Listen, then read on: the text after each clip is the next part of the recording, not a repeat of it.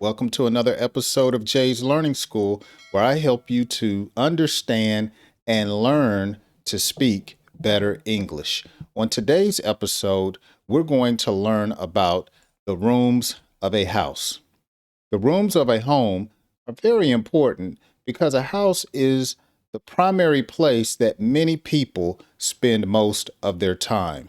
Now, before we get into today's episode, I want to invite you to hit that subscribe button as well as the notification bell so you can be notified every time that I release a video to help you speak better English. Also, to help the channel, show your support by taking a few seconds just to hit that like button. Let's get into today's lesson.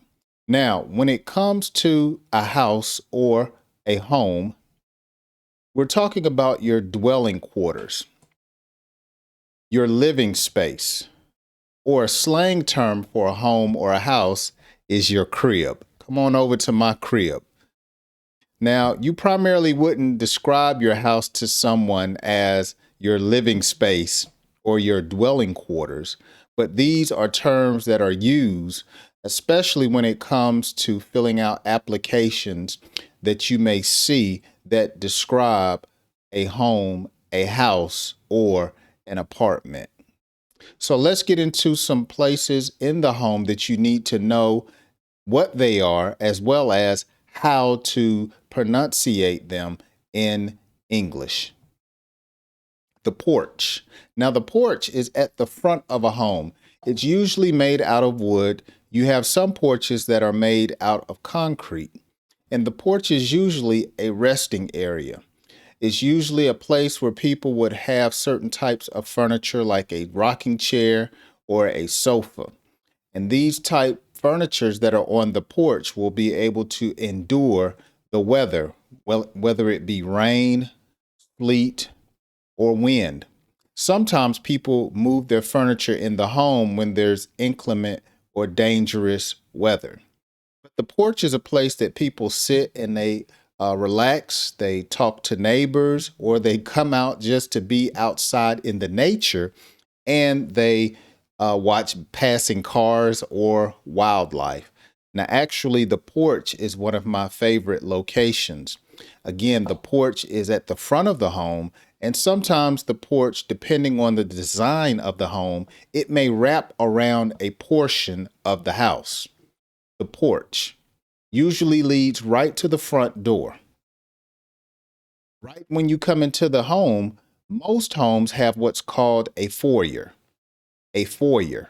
The foyer is just a generalized place right before you enter into the house. So if you had someone come inside of your home and you did not want them walking around, perhaps it was raining outside, it was cold or windy, or it was snowing, you would invite them in and they would stand in the foyer.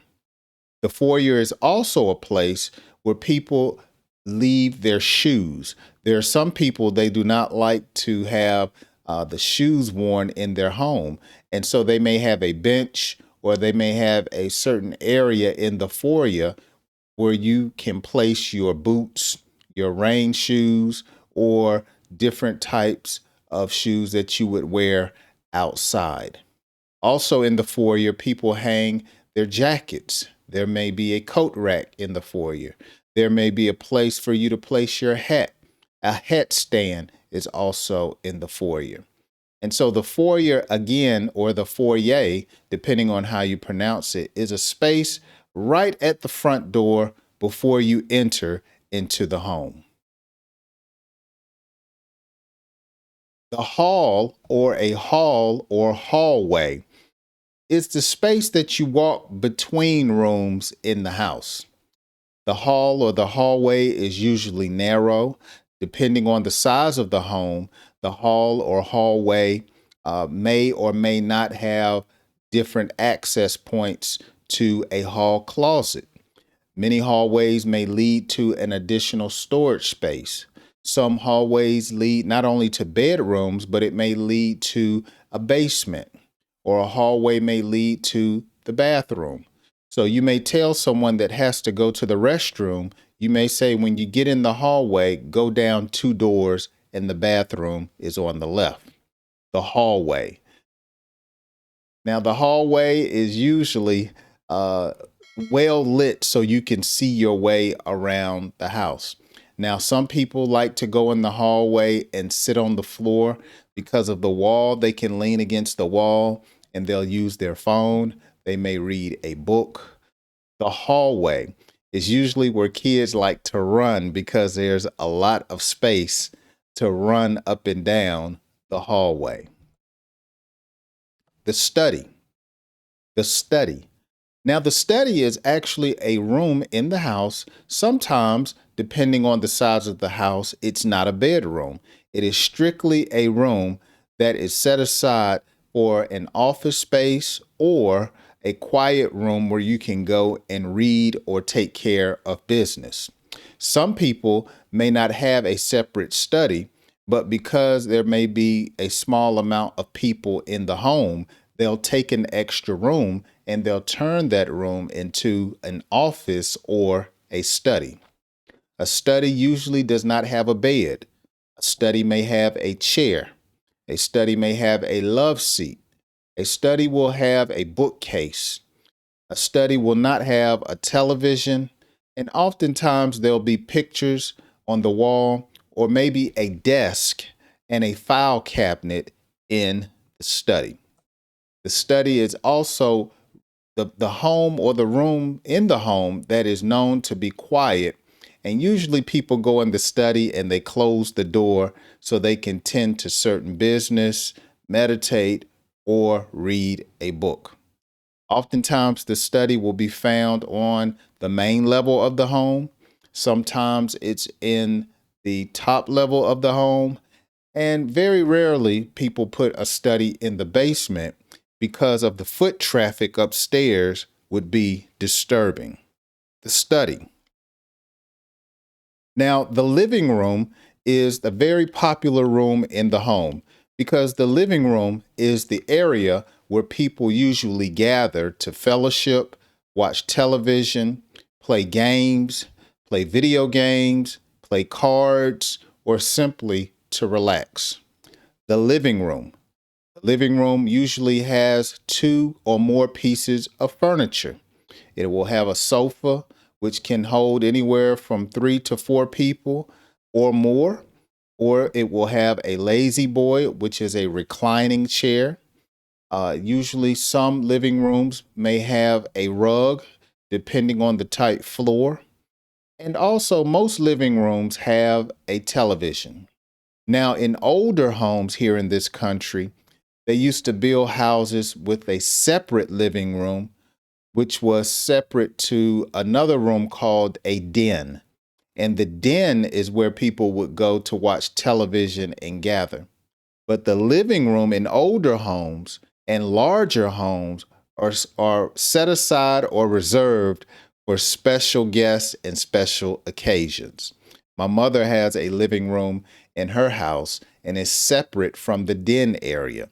And so when we had special guests when I was younger, we would gather in the living room. And the living room usually has the more expensive furniture because you would not sit on that furniture unless you had special guests. So the living room.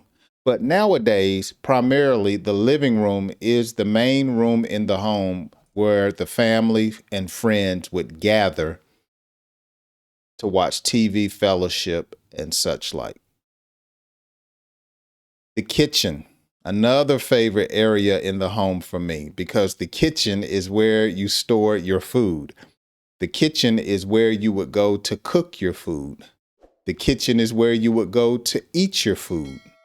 Usually in the kitchen, there's not a lot of furniture, but the primary piece of furniture that is found in the kitchen is the kitchen table.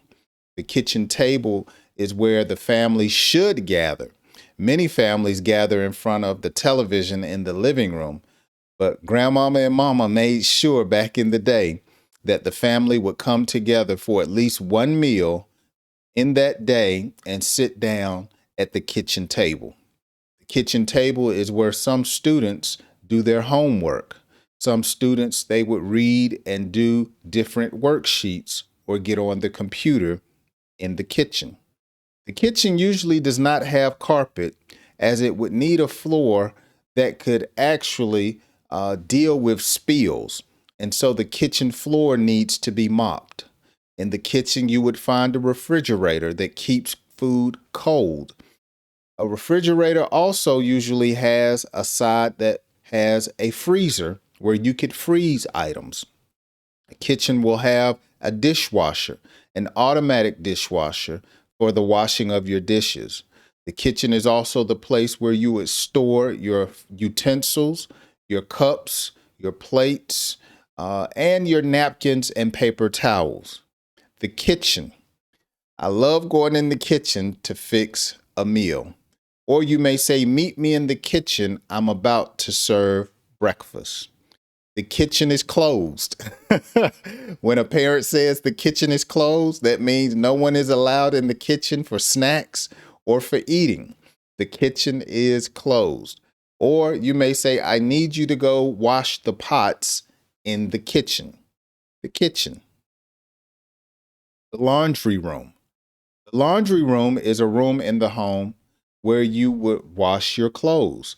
Also, you would bring your dirty clothes into the laundry room and place them in a laundry basket or a hamper.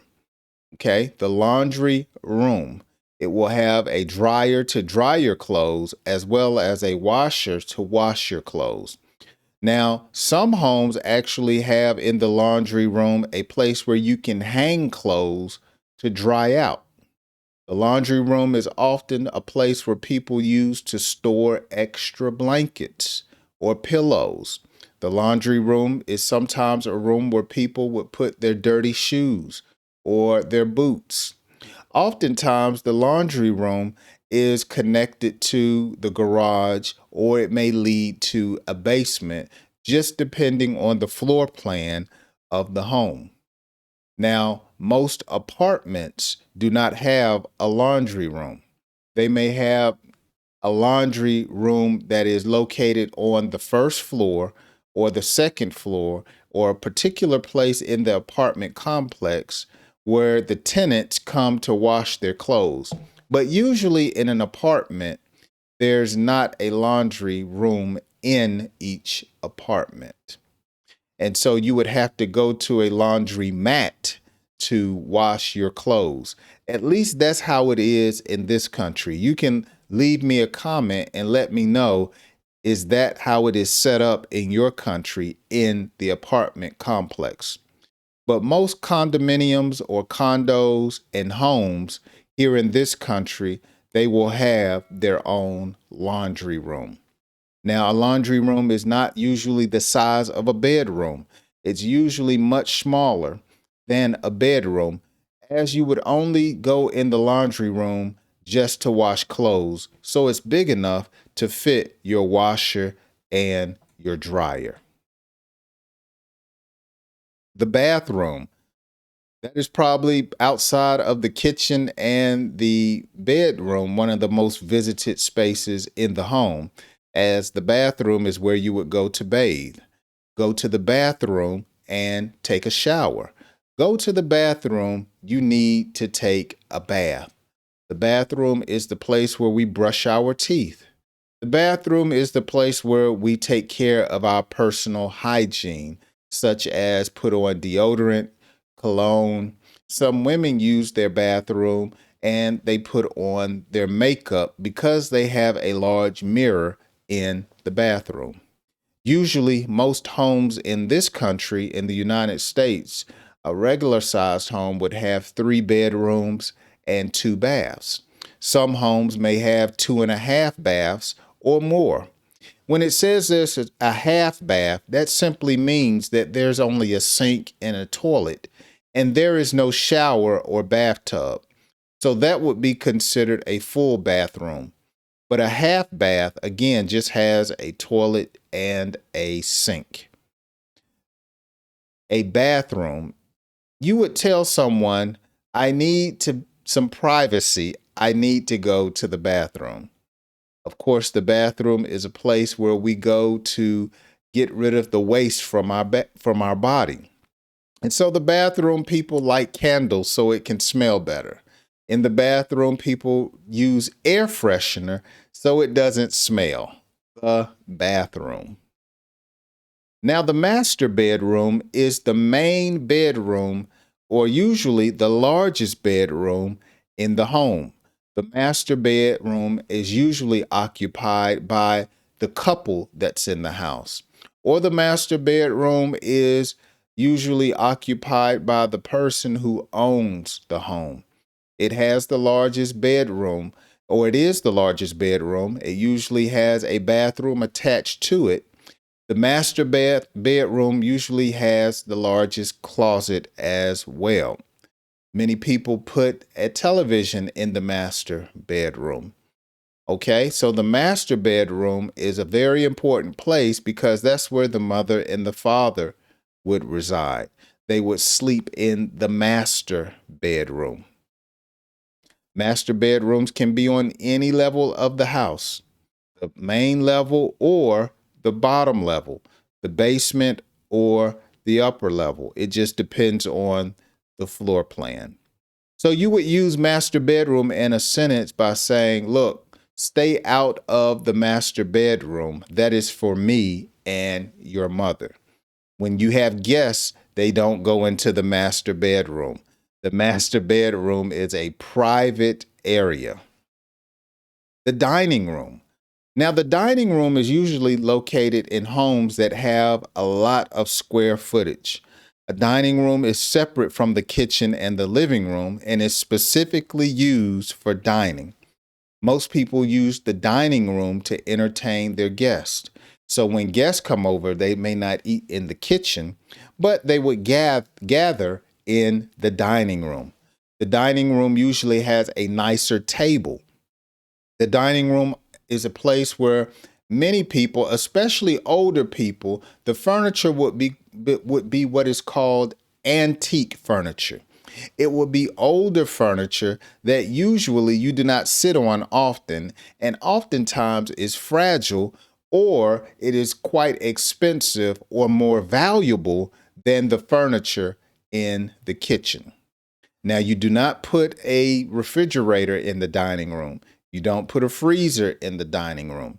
Usually in the dining room, you have nice carpet or you have nice curtains and you have nice high-end furniture. The dining room. The dining room is off limits to the children because, again, the nice things are in the dining room. The game room. Now, most houses or homes do not have a game room. They would usually turn a garage into a game room. Sometimes people have extra space in the basement and they make part of the basement a game room. Some people use the game room strictly for that, just to play games. Okay, you may have a pool table, a ping pong table. Pool tables are also called billiards. You may have a foosball. It may be a large screen television in the game room so you can play video games such as the PlayStation or the Xbox. The game room is set aside for recreational use. It's a place that's in the home that usually has high activity where parents allow their children and their friends to congregate or come together because it's strictly set aside for recreation and playing games. A game room. The guest room. Now, the guest bedroom is just that. It is a space set aside for any guests that usually stay overnight. The guest room would have a bed that has fresh sheets or fresh linen that's set aside just for the visiting guests. The guest bedroom usually does not have its own bathroom, as it will be located close to a bathroom that is in a nearby hallway. Now, the guest room will be set aside and decorated by the people that own the home. Some people rent out a guest room. If there's not a lot of residents in the home, some people they have a service here in the United States called Airbnb, or they have other services where people simply rent out their guest room to make extra money. Some people put the guest room in the attic. Some people have a guest room or guest rooms in a basement. And sometimes on the main level of the floor, there's a guest room, but only if that person can trust the tenant. Me personally, I don't like to have guest rooms on my main floor as that gives people access to my space. So, the guest room, a sunroom. Now, these are very nice, but they're unique and they're not on every home here in the United States. Many vacation homes in Florida, around Orlando, around Disney World, they have sunrooms. And sometimes these sunrooms will have swimming pools in them or nearby them. Now, if your home has a sunroom, it usually is a room that is surrounded with large windows so the sunlight can shine in. The sunrooms are usually used for relaxation purposes. Some people turn their sunrooms into exercise rooms, but most people have a few pieces of furniture, and the sunroom is where they go to get away from the noise that's in the rest of the home. Some people read in the sunroom. Some people allow themselves or allow people to come and give them back rubs in the sunroom. The sunroom is usually found on the main level, or sometimes it's attached to a master bedroom.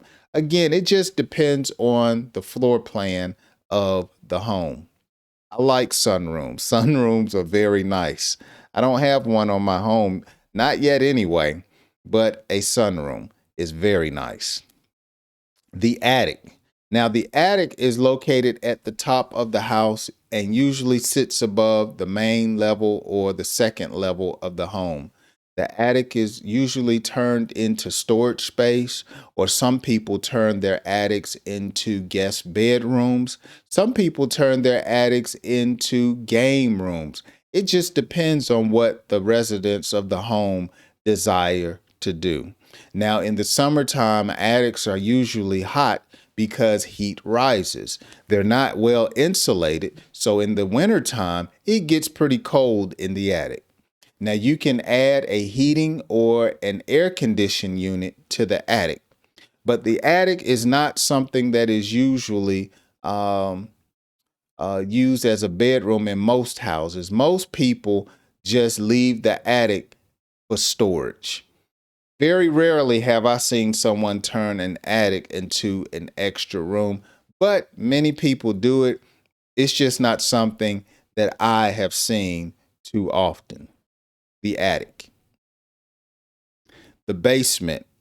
Now, the home I grew up in had a basement. My home has a basement. Basements are dwelling quarters or living space that is under the house and usually under the ground.